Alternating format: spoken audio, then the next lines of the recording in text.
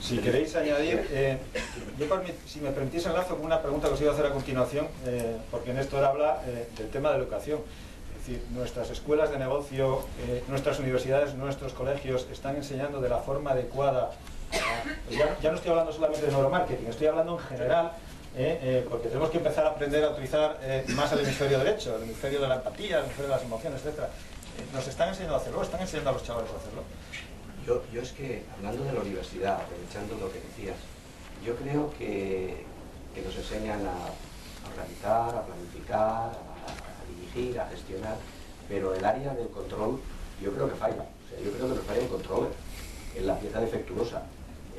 Yo creo que cualquier universidad o cualquier centro de formación debería tener a todos los chicos, las chicas que no encuentran trabajo y explorar por qué. O sea, ver qué es lo que ha pasado ahí, cuál ha sido el desfase entre lo que ellos les han enseñado y lo que luego la empresa les ha solicitado. O sea, yo creo que el controller es lo primero. Si tú tienes control, tú puedes hacer el feedback, o como se dice ahora, el feedback, y ver y explorar qué es lo que ha ocurrido ahí, ¿no? Además de volver a esta persona con un espíritu y con un estímulo de vuelta, una vez reciclado, ¿no? Pero yo creo que el aspecto de control falta. O sea, hemos hecho un producto que no controlamos su uso.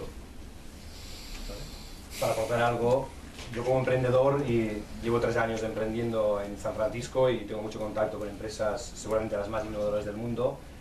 Lo que estoy viendo ahí es que, primero, se han adaptado mucho más rápidamente que aquí las empresas a la realidad actual. En muchos ejemplos, por ejemplo, en la incorporación de gente extremadamente joven, nativos digitales.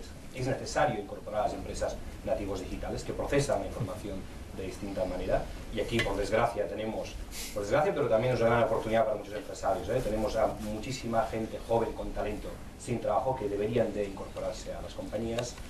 Han entendido también muchas empresas que hay que extender la creatividad y la innovación a toda la organización. Todos podemos ser creativos, y cuando tú miras el manual del emprendedor en momentos turbulentos como el actual, el manual dice que tienes que ser más productivo, gastar menos, ganar cuota de mercado, y para conseguir esto es necesario que toda la organización, desde el director general al mensajero, tenga una actitud creativa, entienda que innovar es tener la convicción de que todo es mejorable, y hay que transferir y motivar a toda la organización para que haga esto.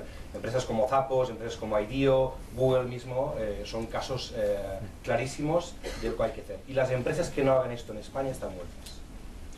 Pues esta siguiente es para ti, Félix, que has estado siempre lidiando con el mundo de la creatividad y demás, y vamos a hablar precisamente, yo creo, sobre creatividad e innovación, porque no es lo mismo, entiendo yo que no es lo mismo. Es decir, se puede ser creativo y no ser innovador, o se puede ser innovador sin ser creativo. Lo digo porque España es, y esto es un congreso internacional, y perdonadme, pero España probablemente es de los países con gente más creativa del mundo. Es decir, y a lo largo de toda la historia hemos tenido pintores, artistas, gente tremenda, incluso deportistas magníficos, que es una forma de creación, ¿no? Y sin embargo no somos innovadores. Bueno, daría para otro congreso. Claramente no se puede ser innovador sin ser creativo. Es decir, la única diferencia de los seres humanos con los animales es, hasta donde yo he entendido, ese desarrollo del lóbulo, corrígeme si no es así, frontal, y de esa capacidad de tener imaginación. Es decir, los animales y nosotros memorizamos muy bien porque aprendemos del pasado, y como aprendemos del pasado, sobrevivimos. Sabemos que el tigre nos come porque es un tigre, y hemos visto cómo se comía al monito que era el hermano nuestro. Es decir, eso los animales lo tienen y funcionan en base a la memoria. Los seres humanos funcionan en base a la capacidad de imaginar cosas que no ocurren. Y es que no hay ningún animal que pueda ser capaz de predecir o de imaginar lo que hay en el futuro. Y el hombre es el único que tiene esa capacidad. Solo con esa imaginación es capaz el hombre de tener imaginación y tener creatividad. Es decir, la creatividad es ver cosas que no existen sobre cosas que ya existen. Es decir, la creatividad muchas veces es ordenar de forma diferente cosas que ya existían previamente. Y una vez que hay imaginación, es cuando se produce la innovación. La innovación es la capacidad de trasladar esa imaginación, esa creatividad que a veces mucha gente tiene en la cabeza a cosas que luego se ponen en práctica.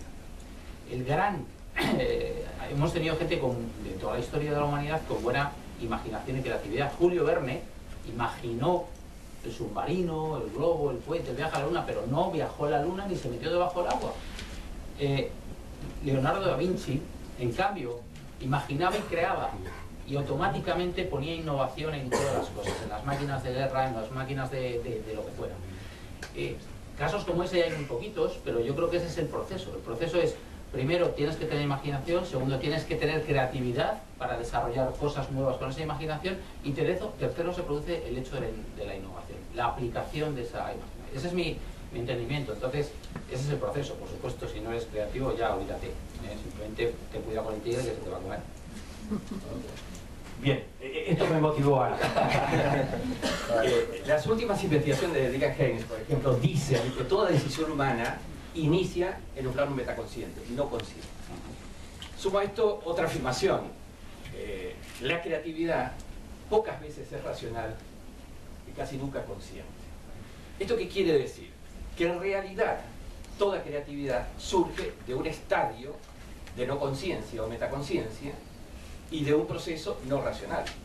Evidentemente lo racional conspira contra lo creativo. Tiene que ser algo fuera de lo normal, anormal.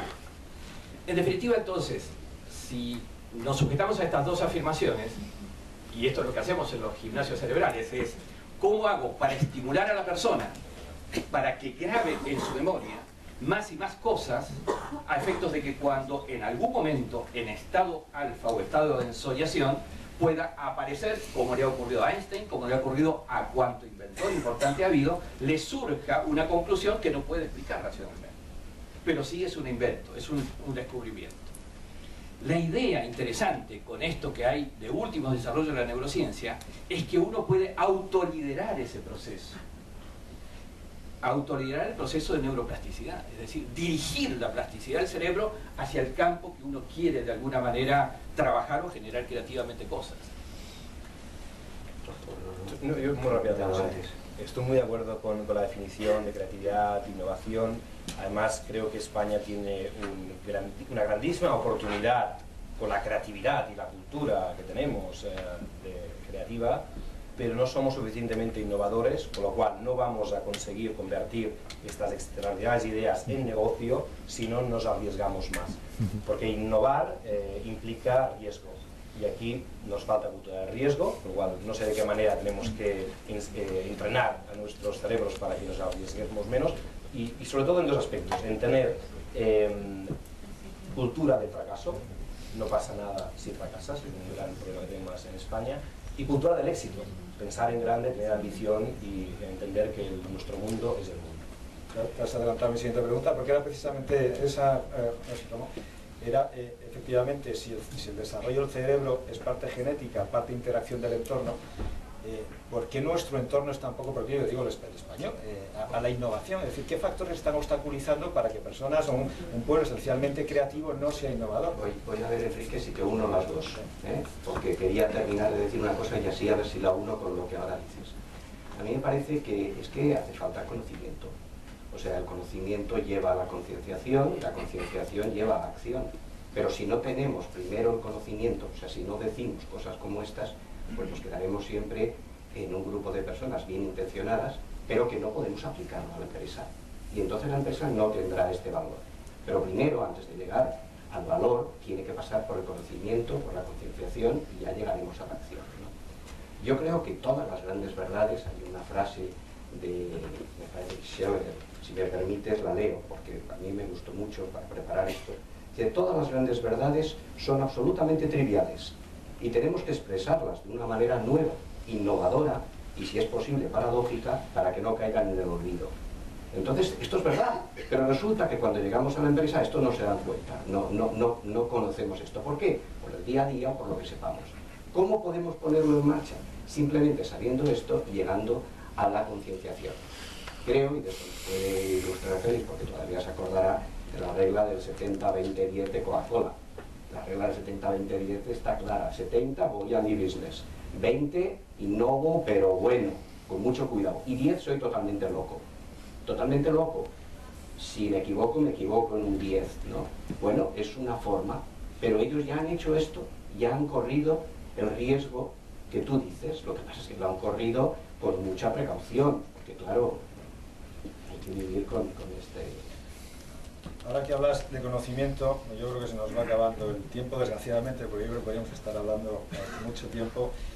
A mí me gustaría abundar en uno de los debates que ha introducido Mónica esta mañana, y a mí desde luego me parece de los más apasionantes que hay en este momento en torno a estos temas. Y es el siguiente. Einstein decía, tengo apuntada la frase, dice: es más importante la imaginación que el conocimiento. Y eso es porque la imaginación no tiene límites y el conocimiento sí los tiene. Sin embargo, los griegos, que sabían mucho de estas cosas, decían que las musas, que como vosotros sabéis eran las diosas de la creatividad, eran hijas de Nemósina, que era la diosa griega de la memoria. Quiere ello decir que la creatividad viene de la memoria. En definitiva, que si no conoces muchas cosas, si no has memorizado muchas cosas, tienes muchas menos posibilidades de interconectar mundos distintos y vas a ser, por tanto, vas a tener muchas menos oportunidades de ser creativo. A mí me pasma desde luego cuando chavales jóvenes me dicen: no, yo es que soy muy creativo, y luego pasmas y no saben de nada. Luego rascas, perdona, y no saben de nada. Es decir, ¿qué pensáis de ese debate? ¿Se es más creativo cuantas más cosas se conocen o no es necesario? Yo no estoy tan de acuerdo. Porque claro, Einstein lo que pasa es que era un creativo, entonces todo lo que decía tenía tal creatividad que no lo creemos, y encima tenía autoridad, con lo cual ya no pone nada en duda. Yo creo que, y he escuchado también mucha gente que me ha demostrado, o por lo menos me ha convencido, de que nacemos con unos niveles de creatividad absolutamente enormes. Es decir, un niño de 3 años es un ser puramente creativo. No tiene conocimientos y no tiene memoria, pero es muy creativo. En cambio, y hay estudios también que demuestran que me parece que decían que el 98% de esos niños eran altísimos, digamos, en niveles de creatividad. En cambio, cuando hacían análisis de gente de 35 o 40 años, lo que se veía es que la creatividad había bajado al 5% más o menos. Es decir, se había ido en ese proceso, se había limitado la creatividad. Es decir, nacemos genios creativos y morimos estúpidos, imbéciles y absolutamente nada creativos. Obviamente aquí está el tema del sistema, y el sistema educativo yo no voy a entrar en él porque es una cosa en la que no creo que está mal, y creo que estamos atrapados por los políticos que lo tienen atrapado, y todos ojalá llegue el rescate, pero no el rescate de los bancos, sino el rescate de los políticos. El día que nos rescaten de los políticos, pues esta población ya irá bien. Entonces, yo creo que al final se trata de manejar, y lo habéis dicho aquí, de manejar el proceso de, no de fomentar la creatividad, sino de no destruir la creatividad que tiene esta fábrica. Yo creo que traemos muchísima creatividad, muchísima imaginación puesta, y lo que pasa es que tanto el sistema educativo como el sistema después de funcionamiento, los procesos de las empresas son destructivos. Un proceso creativo en la publicidad, donde hay briefings, hay pre-tests, hay todo tipo de cosas, es un proceso absolutamente destructivo. O sea, un proceso bien hecho publicitario hace imposible que salga una buena idea. La gente que tiene buenas ideas y que las pone en la tele es porque ha sido capaz de saltarse el proceso por algún sitio. O porque ha encontrado un tío despistado, o porque ha tocado mirando para otro lado. Entonces yo creo que tenemos que preocuparnos a veces más en decir, ¿qué quitamos? No, vale, ya pondremos más cosas, ya aprenderemos más, pero ¿qué quitamos de esos procesos para hacer que la creatividad, que efectivamente es que hay gente con mucho talento, y el problema es que el sistema no les deja y los procesos no les dejan? Yo me preocuparía más ahora mismo, porque eso sí es inmediato, de empezar a quitar cosas automáticamente.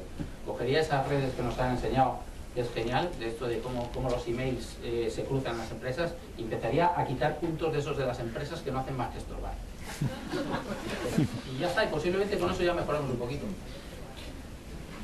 A ver, coincido en parte. A ver, el cerebro del niño nace virgen, o casi virgen, digamos así. Acumula experiencias en un primer tramo durante 9 meses, condicionado por la madre. A posteriori, en libertad. Pero el problema es que el sistema de educación hace que todos lean el librito del profesor, y para probar, estudien de memoria el librito del profesor. Con lo cual, le ponen anteojeras. Más, les demuestran que para ser exitosos, es decir, sacar un 10 felicitado, hay que estudiar de memoria el librito del profesor, que entre paréntesis en 3 años se hace obsoleto. Con lo cual, van con el diploma y la tinta fresca, pero obsoletos por la vida. Primero. En la empresa, ¿qué se hace? Metodologías, fórmulas, recetas. El proceso de la empresa es este. Yo soy el responsable, el gerente, el propietario, y entonces la santificación.